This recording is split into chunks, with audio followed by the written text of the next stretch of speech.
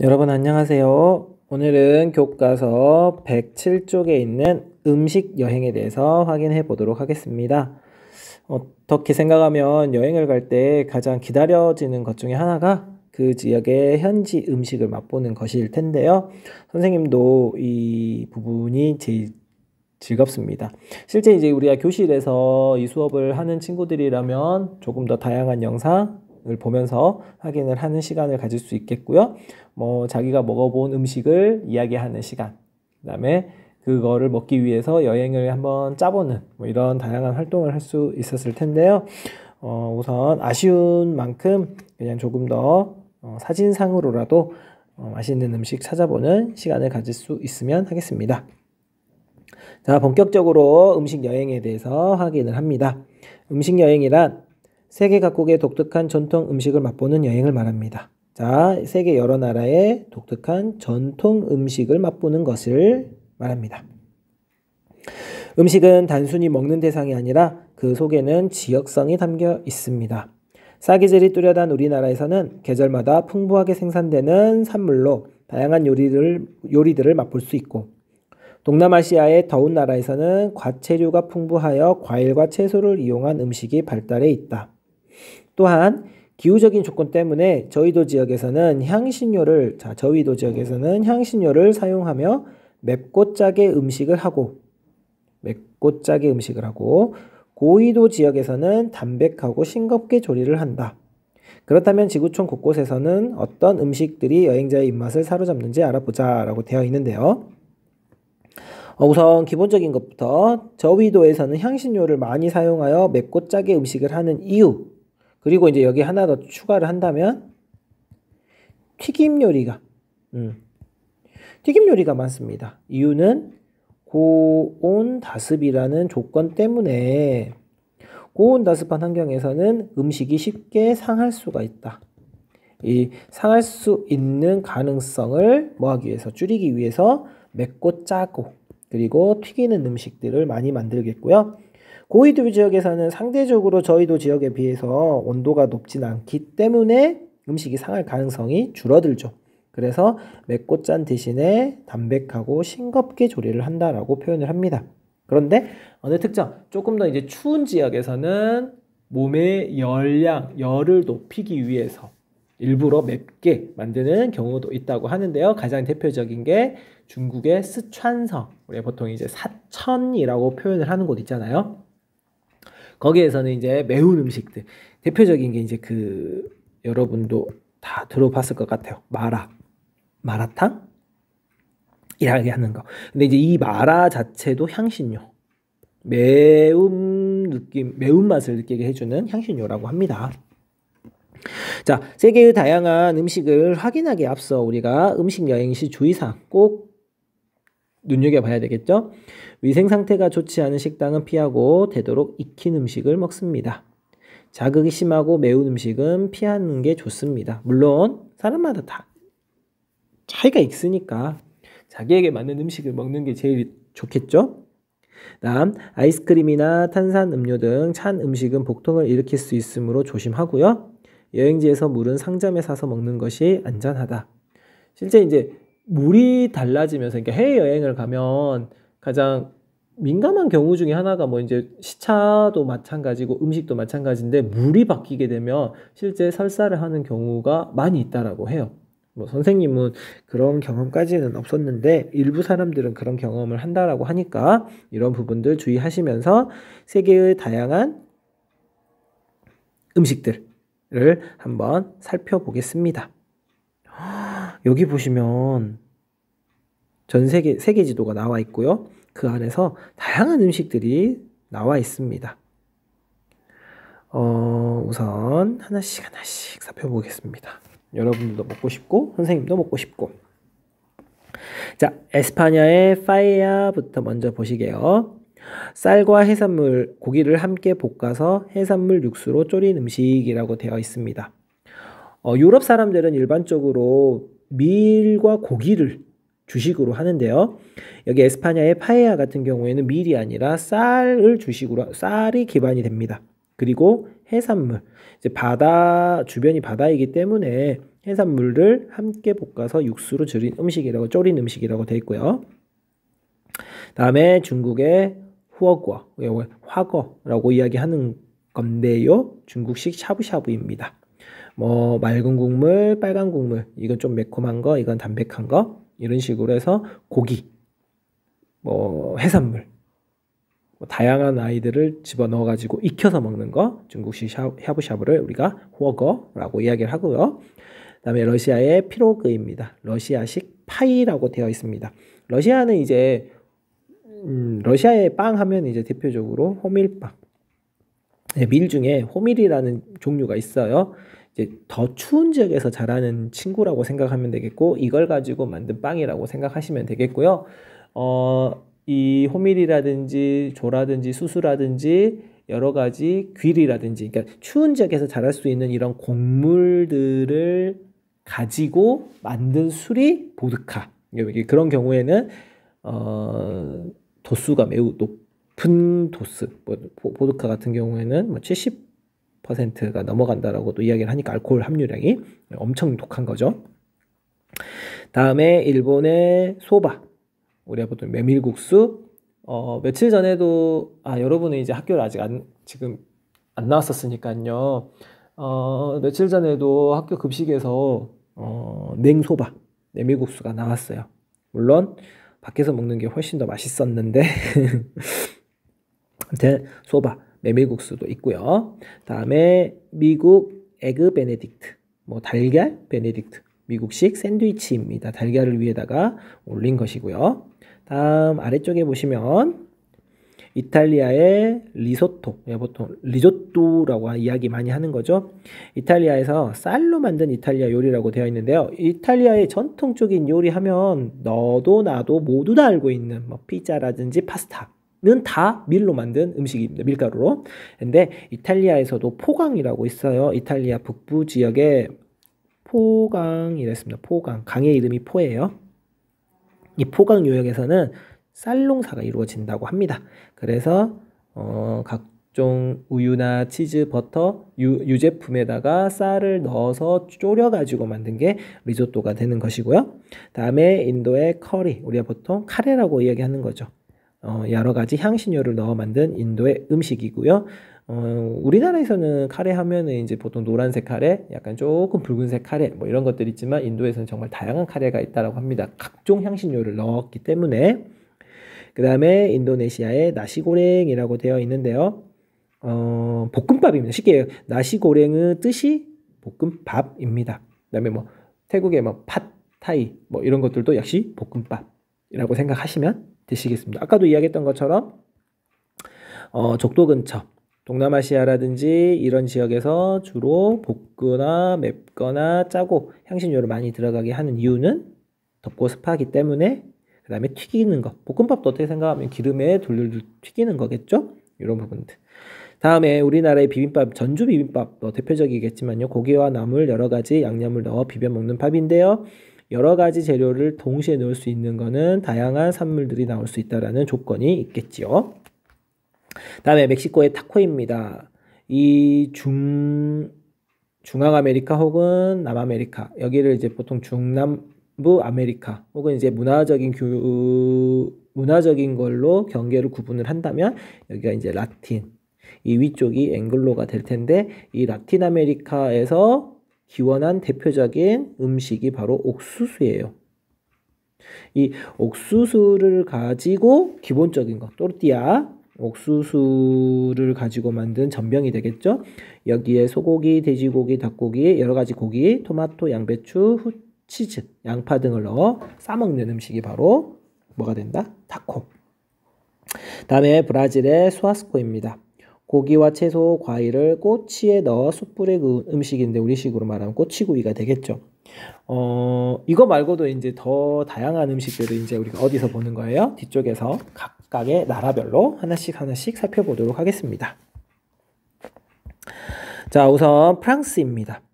프랑스 같은 경우에는요, 유럽에서도 비옥한 땅을 가진 나라입니다. 나라도 면적도 넓기도 하고요. 프랑스는 밀 농사를 전 세계에서 아주 대규모로 짓는 대표적인 나라 중에 하나입니다. 프랑스는 손쉽게 좋은 재료를 구할 수 있어 음식 문화가 발달하였다. 프랑스의 미식 문화는 유네스코 세계 무형문화재에 정식 등록될 만큼 음식 그 이상의 가치이자 하나의 문화로 자리 잡았다. 치즈는 프랑스인에게 우리나라의 김치 같은 존재이다. 그리고 포도밭이 많은 프랑스에서 포도나무를 망친 달팽이를 식용으로 썼는데 이 달팽이로 만든 에스카르고는 오늘날 프랑스에서 고급 요리로 평가받는다. 그러니까 달팽이 요리가 발달하게 된 이유가 포도 농사를 망치기 때문에 그렇다라는 거잖아요. 에스카르고. 에스카르고는 프랑스어로 달팽이를 뜻하며 달팽이를 사용해 만든 요리를 지칭합니다. 세계 3대 그걸 하면서 캐비어, 송로버섯, 그다음에 푸아그라 이렇게 표현을 하는데 프랑스에서 3대 요리 중에 하나가 바로 에스카르고 이렇게 표현을 하겠고요. 치즈. 그다음에 프랑스 여기 바스티유 시장에 보면은 노천 시장이 열리며 치즈빵, 올리브 절임 직접 식재료. 근데 여기 보면 올리브. 이게 올리브 이런 건지 포도. 이제 프랑스 나라를 보면은 약간 육각형 모양으로 생겼거든요. 이쪽 지역이 우리가 이제 보통 보르도 와인으로 유명한, 그다음에 여기 지역이 샹페인 지역이네. 샹페뉴 여기가 이제 우리가 알고 있는 샴페인. 그래서 이제 프랑스 같은 경우에는 와인과 샴페인을 가지고 주로, 여기는 이제 탄산기가 들어간 거고 여기는 이제 탄산이 안 들어간 거죠. 이렇게 프랑스 하면은 또 이제 푸아그라라고 해서 거의 간 가지고도 하고요. 프랑스는 바게트, 누가 뭐래도 이제 밀농사를 많이 하기 때문에 빵이 매우 많다라는 거 기본적으로 생각하시면 됩니다. 그다음에 이탈리아입니다. 이탈리아는 삼면이 바다인 건 우리나라랑 똑같아요. 그래서 해산물, 그다음에 면은 밀 가지고 만든 면이 되겠죠. 발달한 이탈리아는 이탈리아 북부 산악지대와 중남부의 비옥한 토양, 지중해성 기후 등의 자연조건 등으로 식재료가 풍부하여 다양한 육류 및 육가공 식품과 식물성 재료가 조화롭게 사용된 요리가 많다. 파스타는 오랫동안 이탈리아인의 주식으로 자리해온 음식이다. 그리고 피자 중 마르게리타 피자는 이탈리아 국기의 삼색을 의미하듯 토마토, 바질, 모짜렐라 치즈를 얻는다. 젤라또, 우리가 보통 아이스크림, 젤라또, 이탈리아 대표적인 디저트로 곳곳에서 만나볼 수 있다. 실제로 이탈리아 가보면은 정말로 피자, 파스타, 젤라또. 근데 이제 대표적인 게 이제 피자랑 젤라또인 것 같아요. 그리고 이제 우리가 먹는 피자는 토핑이 많이 들어가잖아요. 근데 이탈리아 같은 경우에는 토핑이 거의 없다고 보시면 돼요. 그냥 조금. 거의 대부분이 치즈가 들어가고요. 거기에 이제 나중에 올리브 오일, 이제 이쪽에다 살짝 찍어 먹는 듯한 이 느낌이라고 생각을 하시면 되겠고요. 가끔은 이제 해산물 피자가 의외로 많아요. 바다를 끼고 있는 지역이 많다 보니까 해산물 피자가 조금 더 많습니다. 이탈리아 나폴리의 포르타놀레나 시장. 바닷가에 있는 나폴리의 시장에는 싱싱한 해산물, 피자의 고장답게 맛있는 피자도 판매한다라고. 해산물이 우선 기본적으로 많이 있다라고 생각을 하시면 좋겠습니다. 다음에 중국입니다. 중국은 광대한 지역에 생산되는 풍부한 음식 재료와 수천 년의 경험을 바탕으로 일찍이 특유의 음식 문화. 중국에서는 이렇게 이야기하잖아요. 책상 다리만 빼고 다 먹을 수 있다. 이런 식으로. 수촨이 아까 이야기했던 사천성. 마파두부는 매콤한 양념의 돼지고기와 두부가 어우러진 것으로 칼칼한 맛이 우리나라 사람의 입맛에도 맞는다. 이 지역이 매우 추워서 조금 열량을 높이기 위해서 매운 음식이 만들어졌다고 해요. 광저우 같은 경우는 남쪽에 있는 곳인데요. 딤섬, 우리 만두 비슷한 개념이죠. 조그만 대바구니에 찌거나 튀긴 투명한 만두이다. 상하이의 동파육, 상하이 같은 경우도 이제 동남쪽에 있는 거고요. 동파육은 통째로 조리한 삼겹살에 간장 등을 부어 조려낸 요리이다라고 되어 있습니다. 마파두부, 딤섬, 동파육. 우리가 보통 중국집에 가보면은 즐겨 먹을 수 있는 음식이 되겠고요.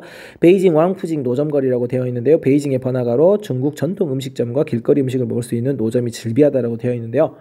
의외로 가격이 매우 비싸다고 합니다. 그래서 여기 노점에서 그냥 우리 길거리에서 그냥 꼬치구이 하나 먹고 뭐 하나 먹으면 뭐 10,000원도 안 되고 몇천 원 이만큼 충분히 사 먹을 수 있는데 여기에서는 그렇게 먹으려면 진짜 우리 한 끼 식사 이상의 금액이 나갈 수도 있다라고 해요. 다음 일본의 음식은 향신료 사용을 억제하고 재료 고유의 맛을 최대한 살려 담백한 맛을 내며 다양한 재료와 풍부한 계절 감각으로 시각적인 아름다움을 제공합니다. 싱싱한 생선을 얹은 초밥은 일본 전통 요리입니다. 돈부리는 밥그릇보다 조금 큰 그릇을 뜻하는데 그릇에 밥을 담고 밥 위에 반찬이 되는 요리를 올려놓은 것을 말합니다. 여기 보시면 돈부리 보이시죠? 오코노미야끼는 한국의 빈대떡과 비슷한 일본의 부침 요리라고 되어 있습니다. 여기 위쪽에다 보통 오징어 얇게 민 가스오부시 뭐 그런 것들도 많이 뿌리기도 하지요. 네, 초밥을 사용할 수 있는 것 이제 뭐 여기 이제 시장은 여러분이 읽어보시면 되는데 초밥 같은 경우 이제 일본에서 먹는 쌀하고 우리나라에서 먹는 쌀이 거의 비슷하거든요. 일본이라는 나라 명칭이 영어식으로 표현하면 재팬이잖아요. 이 재팬이 어디에서 나오느냐? 일본 사람과 우리나라 사람들이 주로 먹는 쌀의 종류가 자포니카인데요. 이 자포니카에서 재팬이 나왔다라고 합니다. 일본 사람들이, 그러니까 우리나라 사람들보다 일본 사람들이 숫자가 워낙 많으니 외국 사람들 입장에서 일본 사람들이 자포니카라는 쌀을 주로 즐겨 먹으니까 이 쌀을 먹는 사람들이 사는 나라, 그래서 재팬이라는 단어가 나왔다라고 이야기를 해요. 자포니카 종이 찰기가 있는 우리가 먹는 쌀이고요. 동남아시아 지역 같은 경우에는 찰기가 없이 약간 흩날리는 쌀이잖아요. 그건 인디카족 이렇게 표현을 합니다. 자, 다음 페이지 넘어가 보시면 이제 어느 나라가 나오느냐? 터키가 나옵니다. 타이가 나옵니다. 타이 같은 경우는 우리가 이제 일반적으로 태국이라고도 표현을 하는 나라예요. 타이의 음식은 타일랜드니까 조리법과 재료, 맛을 표현하는 말을 활용하여 이름을 지은 것이 많다. 예를 들어서 페탈레는 해산물, 탈레, 볶은 팥, 매운 패.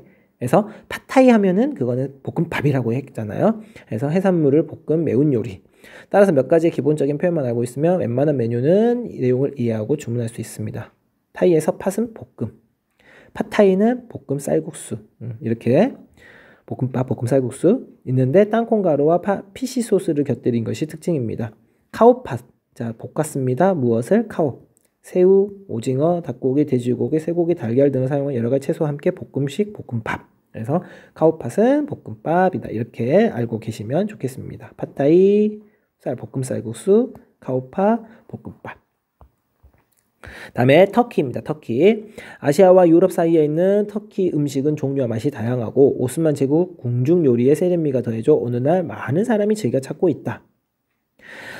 그 중에 대표적인 게 케밥. 케밥은 터키에서 흔하게 먹을 수 있는 요리로 긴 쇠꼬챙이에 납작하게 눌러 만든 고기 반죽을 층층이 끼운 뒤 숯불에 돌려가면서 구워 먹는 음식이다. 우리나라 여행자들에게 터키의 고등어 케밥이 명성을 크게 얻고 있다. 에크맥은 터키에서 주식으로 만든 전통 빡. 자, 이건 에크맥이고요. 케밥, 뭐 고등어 케밥 이렇게 되어 있는데 이제 케밥은 아까 이야기한 것처럼 긴 쇠꼬챙이가 있으면 고기를 납작하게 누르는 걸 이런 것을 이렇게 쌓아놔요. 고기를 하나 쌓아서 이거 고기를 쌓아서 이렇게 쌓아 놓으면 고기층이 되잖아요. 그러면 여기 쇠꼬챙이 위아래를 연결한 아이를 화덕에다 놓고 빙글빙글 돌립니다. 그러면 가장자리부터 먼저 익겠죠. 그러면 그 가장자리를 칼로 썰어가면서 점점 안쪽으로 익혀가면서 안쪽에 이렇게 먹어가는 거죠. 그래서 이게 이제 케밥. 그래서 여기는 그랜드 바자르 뭐 아치엄 동지붕으로 실내 식당 뭐 시장이라고 되어 있고요. 길거리 음식입니다. 세계 각지의 길거리 음식 조사하기라고 되어 있는데요. 가고 싶은 여행지를 선택하고요. 길거리 음식으로 유명한 장소를 알아보자라고 되어 있습니다. 뭐 이제 전 세계적으로도 유명한 길거리 뭐 태국, 베트남 같은 경우에는 뭐 국수를 파는 뭐 지역들도 있겠고요. 그다음에 뭐 독일 같은 경우는 소시지를 파는 뭐 이런 지역들도 있겠잖아요. 그다음에 프랑스 같은 경우에는 마카롱을 파는 뭐 그런 것들도 있는데 이제 우리나라 같은 경우 이제 길거리 음식으로 가장 유명한 것 중에 하나가 뭐 전주, 뭐 한옥마을 근처도 있지만 선생님이 개인적으로 생각했을 때는 부산. 네, 먹자골목이 있는데 한 번은 여러분이 가보셨으면 해요.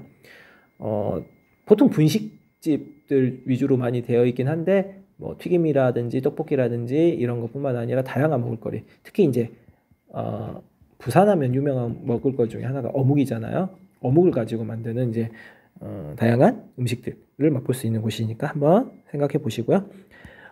길거리 음식 사진과 특징, 이것도 여러분이 한번 먹고 싶은 게 있다면 나중에 여행 갈 걸 생각을 하고 미리 한번 조사해 보는 것도 좋은 기회라고 생각을 합니다. 자, 이렇게 하면 음식을 가지고 이야기를 했어요. 여러분이 어떻게 생각하면 전 세계 음식은 이거 말고도 더 맛있는, 더 즐거운 입맛을 달 수 있는 여행지가 많을 수 있다라고 생각합니다. 이 수업 시간뿐만 아니라 여러분이 더 먹고 싶은 혹은 나중에 즐기고 싶은 음식이 있다라면 찾아보는 기회를 가졌으면 좋겠고요. 다음 시간에는 네 번째 주제, 예술 여행으로 넘어가도록 하겠습니다. 수고 많으셨습니다.